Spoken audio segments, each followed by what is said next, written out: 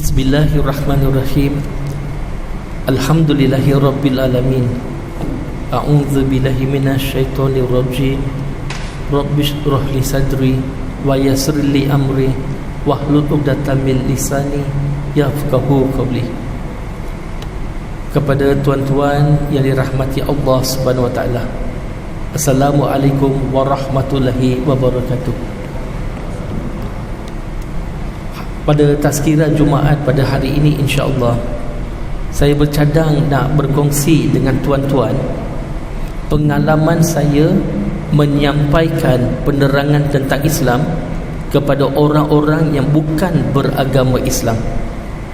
Bagaimana kita nak cerita tentang Islam kepada mereka, tetapi kerana masa kita adalah singkat, saya akan fokus bagaimana saya menerangkan kepada mereka rukun Islam yang berkaitan dengan saum ataupun puasa. Ini penyampaian, tapi kena ingat audiens kita adalah yang bukan beragama Islam. Dan orang yang bukan beragama Islam, mereka ada beberapa tanggapan-tanggapan terhadap agama Islam. Dan khususnya bila kita cerita tentang amalan puasa, ramai daripada non-Muslim mempunyai tanggapan agama Islam ni agama yang kejam, agama Islam ni agama yang menyusahkan. Contohnya, ini gambaran mereka dalam bulan Ramadan, orang Islam ni dipaksa berpuasa. Kalau tak puasa, berdosa, haram, masuk neraka. Ini tanggapan mereka.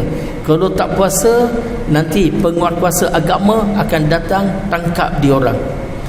Dan antara yang mereka selalu cakap, orang Melayu Islam ni biasa tak mau makan di kedai Cina. Tetapi kalau bulan Ramadan, orang yang tak puasa ini dia akan cari kedai Cina, pergi dekat belakang-belakang tu, sorok-sorok dia makan di kedai Cina. Ini antara tanggapan mereka. Baiklah, sekarang ini pengalaman saya bila masuk ke gereja sebagai contoh, atau masuk ke kuil Hindu, ataupun masuk ke tokong atau wihara dan sebagainya, menerangkan Islam pada mereka tentang topik puasa ataupun Ramadan, insya-Allah. Yang pertama sekali saya akan bagi tahu mereka arahan untuk berpuasa ini ada dalam Al-Quran, dalam surah Al-Baqarah surah nombor 2 ayat nombor 183, di mana Allah Subhanahu wa taala berfirman yang bermaksud, wahai orang-orang yang beriman, puasa adalah diwajibkan atas kamu seperti mana ia telah diwajibkan kepada umat-umat terdahulu. Moga-moga kamu peroleh takwa. So di sini ada dua perkara yang penting. Perkara pertama, puasa menurut Islam bukanlah benda yang baru untuk umat Nabi Muhammad sallallahu alaihi wasallam semata-mata, tapi puasa sudah pun diwajibkan pada umat-umat dahulu. Dan kemudian saya akan berbandingkan. Kalau saya dalam gereja, saya akan bagi tahu dengan mereka, kalau kita lihat dalam perjanjian lama, Old Testament, puasa juga terdapat di zaman Nabi Musa alaihi salam. Ini menurut Bible. Dalam Book of Exodus bab nombor 34, bab 34 ayat 28, dalam Bible menyebut Moses, iaitu Nabi Musa alaihi salam, berpuasa selama 40 hari, siang dan malam. Siang dan malam baginda berpuasa, tak makan, tak minum. Itu cara Nabi Musa berpuasa. Kalau kita lihat dalam New Testament, perjanjian baru, kalau kita ambil contoh Gospel of Luke bab nombor 4 ayat 1 hingga 4, Jesus Christ dalam Bible juga berpuasa selama 40 hari, siang dan malam, tidak makan, tidak minum. So menurut Bible, puasa tu selama 40 hari. Hari ini orang Kristian ada mengamalkan puasa, khususnya kalau Katolik, mereka akan sebut sebagai the season of Lent. Dia akan mula daripada Ash Wednesday sampai ke Easter Sunday, 40 hari. So 40 hari tu mereka berpuasa. Cuma hari ini cara mereka berpuasa berbeza. Hari ini mereka berpuasa tak semestinya tak makan, tak minum. Bagi mereka, kalau selalunya katakan contoh, setiap pagi sarapan 2 roti canai, teh tarik gelas besar. Kalau puasa makan roti canai 1 saja, teh tarik gelas kecil. Tengah hari tu bila makan, ambil sayur-sayuran, tetapi jangan ambil lauk. Itu pun dikira sebagai puasa. Sekarang ni kalau kita lihat masyarakat kita, yang masyarakat India beragama Hindu, masyarakat Cina sebagai contoh, mereka pun ada puasa-puasa di kalangan mereka. Cuma puasa antara mereka ni berbeza-beza antara satu sama lain. Ada antara mereka bila berpuasa, artinya boleh makan, boleh minum, cuma jangan makan benda berdarah. Jangan makan lauk, jangan makan ayam, jangan makan daging kambing, jangan makan ikan. Itu sebagai contoh. Itu pun dah kira puasa. Ada antara mereka ni bila berpuasa, mereka boleh makan satu hari satu kali. Satu kali aja. Contohnya bila matahari dah tenggelam, mereka makan malam, duduk satu kali, makan. Tapi bila bangun, tak boleh makan lagi dah, sampai ke esokan hari. Itu cara mereka berpuasa. Dan antara mereka ni, kalau mereka amalkan cara ini, makanan mereka ni tak ada makanan yang sedap-sedap. Dia macam tawar-tawar sedikit. Ini contohnya. Ada antara mereka ni bila berpuasa, sebagai contoh, mereka ni boleh makan buah, boleh minum susu, tapi tak boleh makan makanan yang lain. Itu pun dikira puasa. Ada antara mereka ni berpuasa, tak boleh makan apa-apa pun, boleh minum air saja. Dan saya pernah jumpa orang sehinggakan 40 hari hanya minum air saja, tak makan apa-apa. Ada antara mereka mengaku selama setahun minum air, tak makan apa-apa.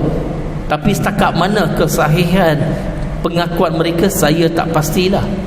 Ini saya bagi contoh. So apa yang saya nak bagi tahu, kalau bagi masyarakat lain, mereka ada pelbagai jenis puasa bagi mereka. Tapi bagi non-Muslim, puasa bukan wajib. Puasa bukan wajib. Itu pilihan masing-masing. Tetapi dalam agama Islam, dia tengok orang Islam ni wajib berpuasa. So itulah gambaran mereka, Islam ni kejam. Kenapa paksa-paksa orang puasa? Dan ditambah pula lagi, maaf cakap ya tuan-tuan, ada antara kita sebagai orang Islam, pada bulan Ramadan, kita ni jadi zombie waktu siang hari. Tahu zombie? Tahu, macam mayat hidup. Bila kita berjalan pun macam tak bermaya. Nak buat kerja pun asyik tidur. Bila orang suruh buat kerja pun tak faham ke tengah puasa. So non-Muslim tengok Islam ni paksa orang puasa sampai mereka tak larat. Kesian mereka, tak larat pun kena puasa. Tapi zombie-zombie ini, kalau kita tengok pukul 4 petang, 5 petang, mereka jadi cergas, sangat cergas, aktif bila pergi ke bazar Ramadan. #mohon terasa. Sepatutnya tuan-tuan yang dirahmati Allah Subhanahu Wa Taala, bulan Ramadan bukan alasan untuk kita tidak bekerja. Bulan Ramadan bukan alasan untuk kita jadi malas. Padahal bulan Ramadan sepatutnya produktiviti kita semakin meningkat, semakin bertambah. Kalau kita tak payah kejap-kejap lagi nak pergi minum pagi, kejap-kejap lagi nak turun, kejap-kejap lagi nak makan, kejap-kejap lagi nak kudapan. So banyak masa kita boleh fokus untuk bekerja. Ini selingan. Dan seterusnya, bila kepada non-Muslim, saya bagi tahu dalam agama Islam, bila puasa ini ia diwajibkan pada orang Islam yang sudah akil balik, tetapi ada kelonggaran bagi mereka yang sakit sebagai contoh, ataupun yang musafir sebagai contoh. Ini disebut dalam Al-Quran, dalam surah Al-Baqarah, surah nombor 2, ayat 184 dan 185, diulang lagi sekali. Bagi mereka yang sakit, bagi mereka yang bermusafir, yang tidak larat, tidak mampu untuk berpuasa, ada kelonggaran kepada mereka. Mereka boleh berbuka. Mereka boleh berbuka dan kemudian gantikan pada hari-hari yang lain. So bila mereka tengok sebenarnya ada kelonggaran ini, mereka kata, oh kalau macam tu tak ada masalah. If like that, it's not a problem. Bagi mereka yang betul-betul tak larat, carry on. Contoh macam mu'alaf yang baru memeluk agama Islam. Okey, bila mu'alaf baru masuk agama Islam, kita galakkan dia berpuasa, tetapi ikut kemampuan mereka masing-masing. Kalau contohnya tahun ini dia masuk Islam, dia boleh puasa sampai pukul 2 petang je, tak larat dah, tak apa, berbuka dulu. Tahun depan mungkin dia boleh buat sampai pukul 4 petang. Tahun berikutnya dia dapat puasa penuh. Step by step. Tuan-tuan yang dirahmati Allah Subhanahu Wa Taala, tuan-tuan pun puasa dulu pun step by step kan? Masa kecil-kecil dulu bukan puasa penuh kan? Betul tak? Setuju? Masa kecil-kecil dulu kadang-kadang puasa sampai tengah hari, lepas tu puasa sampai kedua. Selepas beberapa tahun dilatih, diasuh, baru dapat puasa penuh. Macam tu juga dengan mu'alaf. So kita nak ajar mereka pun step by step, seperti mana Allah Subhanahu Wa Taala berfirman dalam surah Al-Baqarah surah nombor 2 ayat 286, yang bermaksud Allah tidak akan uji hamba-hamba dia lebih daripada kemampuan mereka. Jadi apa-apa ujian yang datang daripada Allah Subhanahu Wa Taala sesuai dengan kekuatan kemampuan seseorang itu, insya-Allah. Dan seterusnya saya sampaikan kepada non-Muslim, puasa ini pun ada tahap-tahap dia. Puasa yang very basic, macam kindergarten lah sebagai contoh, ataupun sekolah rendah lah sebagai contoh. Ialah puasa tak makan, tak minum, dan tidak ada hubungan kelamin antara suami dan isteri siang hari bulan Ramadan. Kalau malam okey, tapi siang hari tak boleh makan, tak boleh minum, dan tidak ada hubungan kelamin antara suami dan isteri. Makan, minum dan hubungan kelamin suami dan isteri adalah perkara halal dalam agama Islam. Benda yang halal pun dilarang waktu siang hari, apalagi kalau perkara itu haram, lagilah terlarang. Dan kemudian bila dia dapat menguasai puasa sekolah rendah ini sebagai contoh, dia boleh masuk puasa sekolah menengah. Kalau puasa sekolah menengah ni adalah bukan saja kita tak makan, tak minum dan tiada hubungan kelamin antara suami isteri, tetapi kita juga puasa mata kita, jangan tengok benda tak elok. Puasa mulut kita, jangan cakap benda tak elok. Puasa telinga, jangan mendengar perkara tak elok. Puasa tangan, jangan buat benda-benda tak elok. Puasa kaki, jangan pergi tempat-tempat tak elok sebagai contoh. Bila dia dapat menguasai ini, insya-Allah dia boleh graduate masuk universiti sebagai contoh. Dan puasa yang lebih tinggi adalah puasa di mana kita juga puasa fikiran kita, puasa hati kita. Jangan kita fikir benda-benda yang negatif, jangan kita berfikir benda-benda yang tak elok. Bila kita dapat puasa sampai hati kita ni bersih, ikhlas, insya-Allah, itulah bulan Ramadan dia tarbiyah kita menjadi baik. Tetapi bagi masyarakat non-Muslim, mereka juga mengamati dalam bulan Ramadan berlaku pelbagai pembaziran. Sebagai contoh, tuan-tuan yang dirahmati Allah Subhanahu Wa Taala, bulan Ramadan kita makan satu kali je kan sehari, dan juga sahur lah next day. Tapi siang hari kita puasa. Kalau ikutkan logik, dalam bulan Ramadan perbelanjaan kita sepatutnya turun ke bertambah? Patutnya turun. Tetapi realiti hari ini, perbelanjaan kita, kebanyakan orang, saya tak kata semua, tapi kebanyakan orang, bulan Ramadan perbelanjaan kita bertambah daripada bulan-bulan lain. Maaf cakaplah, saya minta untuk bercakap secara terus terang, sebab ini juga pengamatan saya sendiri sebelum saya masuk Islam.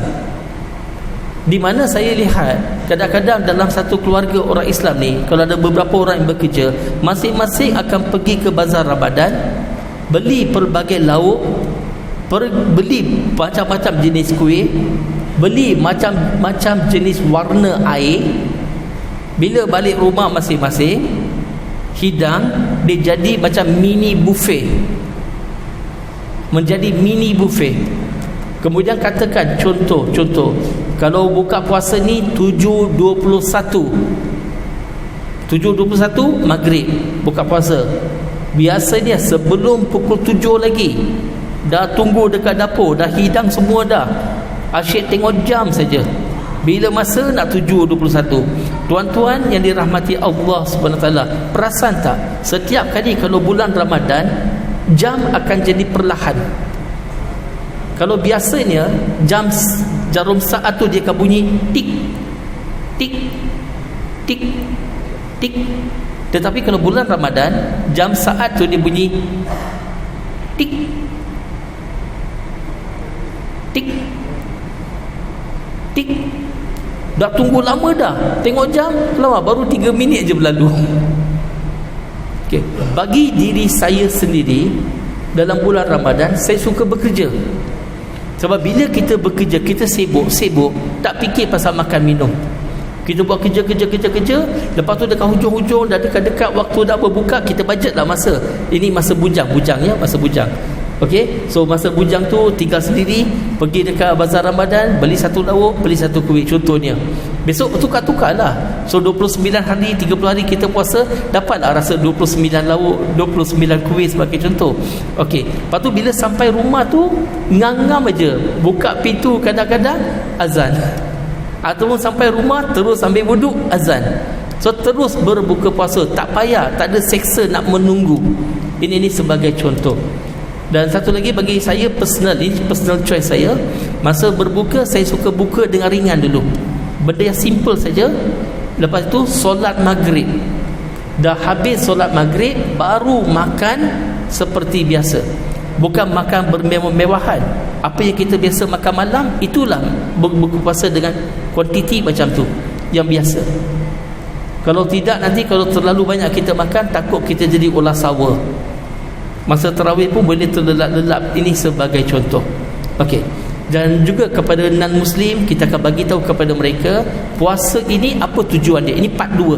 Part 1 tadi non-Muslim berpuasa dan sebagainya. Sekarang apa tujuan kita berpuasa? Saya dulu masa mula-mula masuk Islam, orang selalu bagi tahu saya, oh kita puasa ni supaya kita dapat merasai macam mana keperitan orang miskin. Dalam bulan Ramadan siang hari, orang kaya, orang miskin sama-sama berlapar, sama-sama dahaga. Inilah yang saya selalu diberikan. Okey, betul ada faedah dia, saya tak kata tak ada, tapi itu bukan tujuan dia. Ada yang kata kita puasa bulan Ramadan ini adalah untuk kuruskan badan. Alhamdulillah, ada faedah, kita boleh kuruskan badan insya-Allah. Tapi bukan semua orang kurus badan bulan Ramadan. Ada yang bertambah juga, never mind. Tetapi sebenarnya tujuan kita berpuasa adalah untuk memperoleh takwa, supaya kita bertakwa kepada Allah Subhanahu Wa Taala. Itu tujuan kita berpuasa. Itu tujuan utama. Wahai orang-orang yang beriman, puasa diwajibkan atas kamu seperti mana ia telah diwajibkan pada umat-umat dahulu. Moga-moga kamu peroleh takwa. So the point is, dalam bulan Ramadan ini, daripada hari pertama Ramadan sampai ke terakhir Ramadan, ada tak takwa kita ni semakin meningkat? Kalau kita semakin bertakwa, semakin beriman kepada Allah Subhanahu Wa Taala, maka Ramadan tadi telah menjadi bermanfaat kepada kita. Tujuannya adalah untuk kita peroleh takwa. Tetapi unfortunately, ini pengalaman-pengalaman daripada dulu lagi, bila masuk Syawal, bulan Ramadan kita baik ya, bulan Ramadan kita jaga semua. Kalau orang langgar kereta kita dekat belakang pun, kita turun tengok, bumper kita kemet sikit, kita pun kata tak apa, tak sengaja, it's okay, never mind. Bulan Ramadan kita cukup baik. Tapi kalau bulan-bulan biasa, orang potong sebelah kiri pun kita akan kejar dia sampai dapat. Okey. Tetapi bulan Ramadan kita bagus, memang baik semua. Masuk Syawal artinya apa? Merdeka. Kita jadi syaitan balik. Na'udzubillah. Masuk Syawal bukan bererti kita kembali kepada kelemahan-kelemahan dahulu. No. Sepanjang bulan Ramadan, kita tengok apa yang kita dah dapat, apa kita dah set untuk diri kita sepanjang satu bulan Ramadan. Masuk Syawal, kita maintain saja untuk 11 bulan akan datang.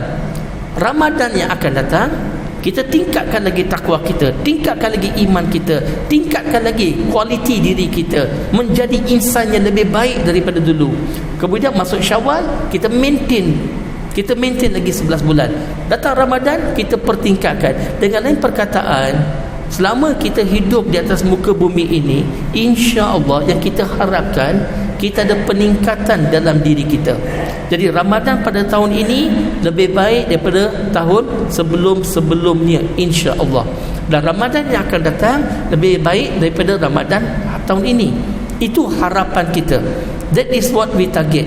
Sebagai contoh, sebagai analogi, kenapa saya kata bulan Syawal kita patutnya stamina kita bertambah kalau boleh. Kenapa?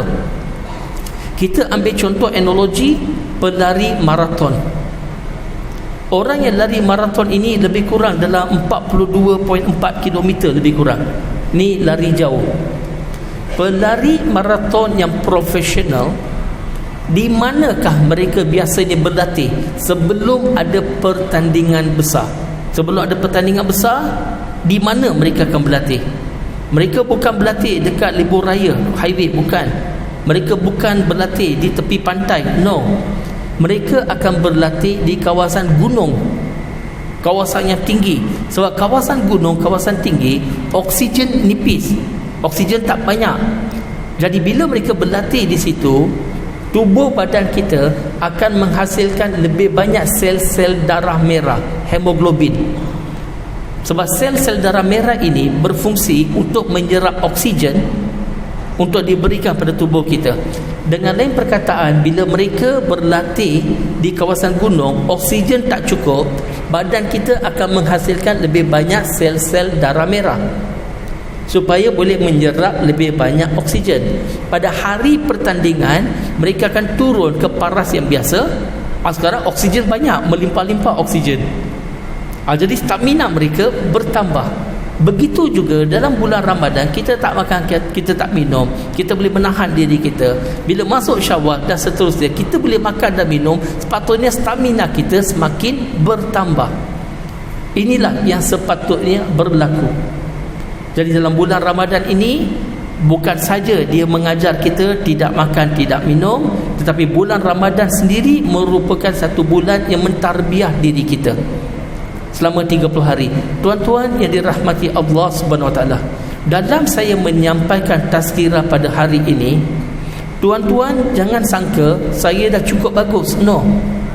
Tuan-tuan jangan sangka saya ni dah perfect, saya ni dah cukup baik dan sebagainya, itulah saya menyampaikan tazkirah hari ini. Tidak, tuan-tuan. Saya sebenarnya berkongsi tazkirah pada hari ini, yang saya tujukan sebenarnya adalah diri saya. Saya sedang bercakap pada diri saya. Saya sedang mengingatkan kembali kepada diri saya. Apakah tujuan kita melalui Ramadan dan sebagainya. Apa yang saya cakap ni, mulut saya adalah paling hampir dengan telinga saya paling hampir dengan mulut saya, dan kemudian baru saya tujukan kepada yang lain-lain kalau ianya bermanfaat, insya-Allah.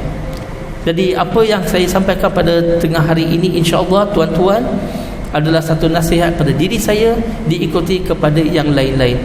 Dan kalau kita lihat Hari Raya Aidilfitri, insya-Allah kita pun dah sampai dekat hujung-hujung Ramadan. Rasa sedih pun ada, rasa sayu pun ada. Kita dah sampai hujung-hujung. Apa maksud Hari Raya Aidilfitri, tuan-tuan? Dan ini yang saya akan sampaikan juga kepada non-Muslim. Hari Raya Aidilfitri bukan bererti ada baju baru.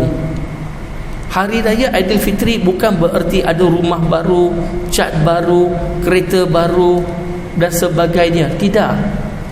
Hari Raya Aidilfitri, perkataan fitri bererti kita kembali kepada keadaan fitrah kita. Allah Subhanahu Wa Taala menjadikan manusia ini dalam keadaan fitrah. Kalau kita lihat hadis Nabi sallallahu alaihi wasallam, Nabi kata setiap manusia ini lahir dalam keadaan fitrah, tetapi ibu bapa mereka yang akan corakkan mereka menjadi Yahudi, Majusi, Nasrani, dan dalam konteks kita hari ini menjadi Hindu ke, menjadi Buddhis ke, menjadi free thinker ke dan sebagainya. Tapi manusia ini kalau menurut Islam, mereka ni lahir dalam keadaan fitrah, bersih. Jadi sepanjang bulan Ramadan 29 hari, 30 hari ini, kita sebenarnya sedang tarbiyah diri kita, membersihkan diri kita supaya kita kembali kepada keadaan fitrah. Dan insya-Allah kita berjaya. Kita doakan semoga kita semua berjaya kembali pada keadaan fitrah. Maka kita raikan hari raya Aidilfitri, meraihkan kita kembali kepada keadaan fitrah. Itu prioriti kita, tuan-tuan. Tetapi maaf cakaplah, tuan-tuan, ya, kadang-kadang kita lari tersasar pada hari ini. Saya tak kata tuan-tuan, ya, saya cakap masyarakat secara umumnya. Kadang-kadang bagi kita ni, kalau tak ada baju raya, tak raya namanya. Kalau tak ada kuih muih, tak ada ini, tak ada itu, tak raya namanya. Tapi sebenarnya raya kita adalah sama ada kita berjaya atau tidak kembali pada keadaan fitrah. Macam tahun lepas sebagai contoh. Seperti mana lazim-lazim tahun sebelumnya kita ingatkan hari raya kalau ditetapkan itulah harinya. Tetapi secara mengejut, raya tahun lepas sehari lebih awal daripada yang dijangkakan. Kita jadi kelam kabut. Saya faham tuan-tuan. Kita kadang-kadang dah booking tiket bas, dah plan ini plan itu, beli makanan. Saya faham benda-benda tu, tuan-tuan. Tetapi yang paling penting, tuan-tuan, tak kiralah hari raya ni jatuh pada hari apa pun, yang penting soalan yang kita tanya pada diri kita adalah setakat mana aku semakin hampir kepada fitrah aku. Dan kembali kepada fitrah bukan berhenti pada Ramadan. Masuk Syawal, masuk bulan-bulan berikut dia, kita teruskan usaha kita untuk memperbaiki diri kita, tuan-tuan, insya-Allah. Jadi inilah harapan daripada diri kita masing-masing, supaya Ramadan pada tahun ini masih tinggal lagi beberapa hari, kita lakukan yang terbaik. Tak kiralah sepanjang Ramadan ini macam mana kita lalui, mudah-mudahan semuanya bagus, insya-Allah kita doakan. Tapi kita masih lagi bersisa beberapa hari bulan Ramadan, marilah kita lakukan yang terbaik, insya-Allah. Dan masih lagi ada malam-malam ganjil 10 malam terakhir yang tinggal lagi. Kita tak pasti bila Lailatul Qadar, insya-Allah. Moga-moga kita peroleh Lailatul Qadar bagi kita masing-masing, insya-Allah. Amin. Itu doa kita. Dan seperti mana kita memang sudah sedia maklum, dalam Lailatul Qadar ni pahalanya adalah serupa dengan amalan selama 1000 bulan. Kalau kita kira, saya tak ingat, 86-87 tahun usia kita. Bayangkan, subhanallah. Dan baru-baru ini pun kita buat program-program dengan non-Muslim, orang-orang yang bukan beragama Islam. Semalam kami buat program dengan pelajar-pelajar politeknik. Dan pelajar politeknik ini selama 36 orang yang datang, semua non-Muslim, orang India dengan Cina. Mereka datang dan kita menerangkan pada mereka bukan saja tentang agama Islam, tetapi juga pelajaran agama-agama lain, cerita tentang pelbagai agama. Ini pelajar-pelajar non-Muslim. Dan bila kita dah sampaikan pada mereka, kita tanya dengan mereka apa pandangan mereka, rata-rata mereka puas hati, sangat-sangat puas hati dengan penerangan. Sebab penerangan kita ni dua hala, it's not one way, dia dua hala. Dan kita buka sesi soal jawab. Dalam sesi soal jawab ada satu je syarat dia, satu syarat.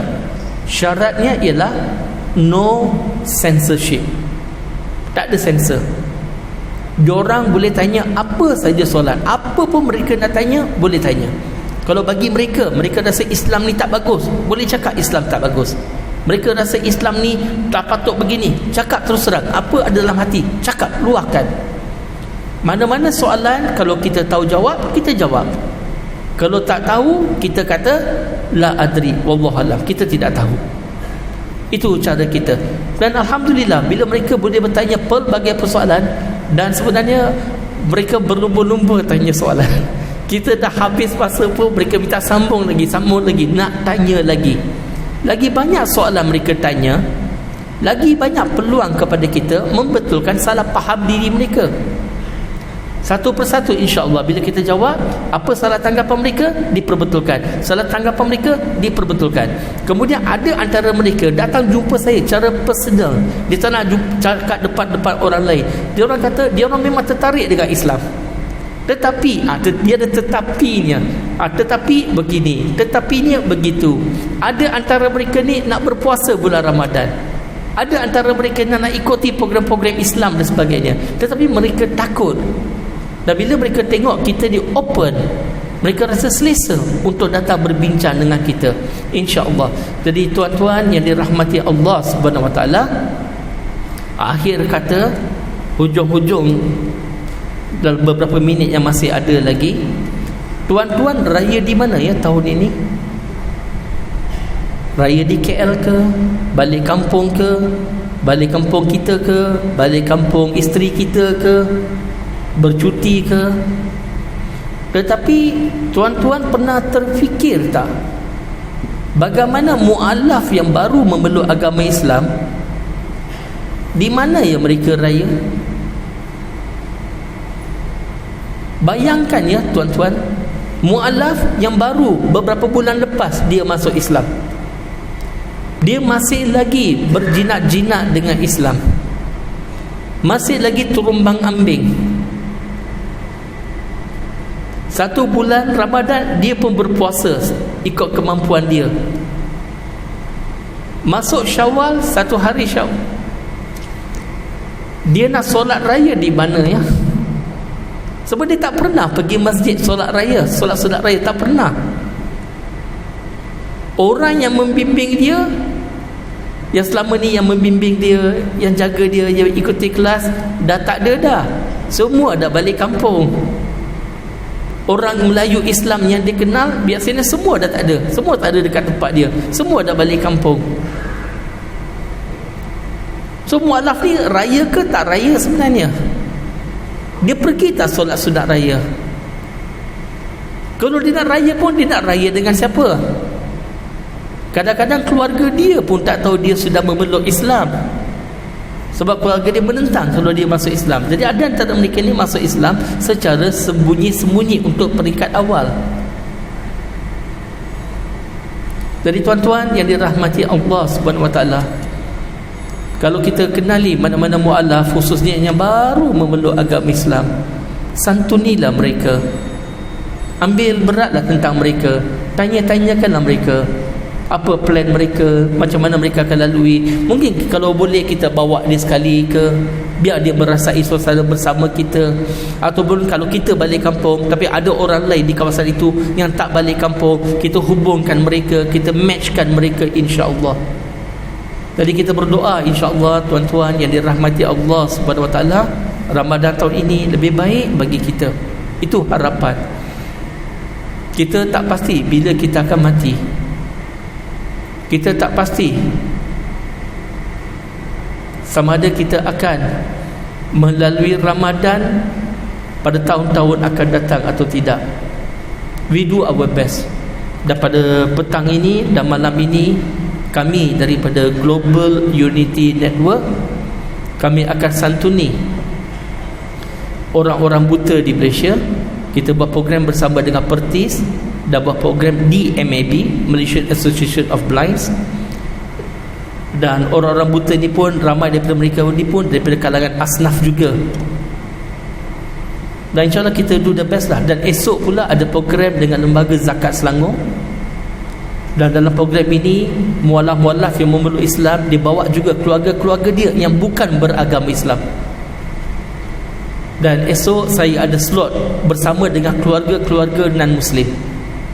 Masa orang-orang Islam pergi solat Isyak, pergi solat Tarawih, saya akan bersama dengan keluarga-keluarga non-Muslim.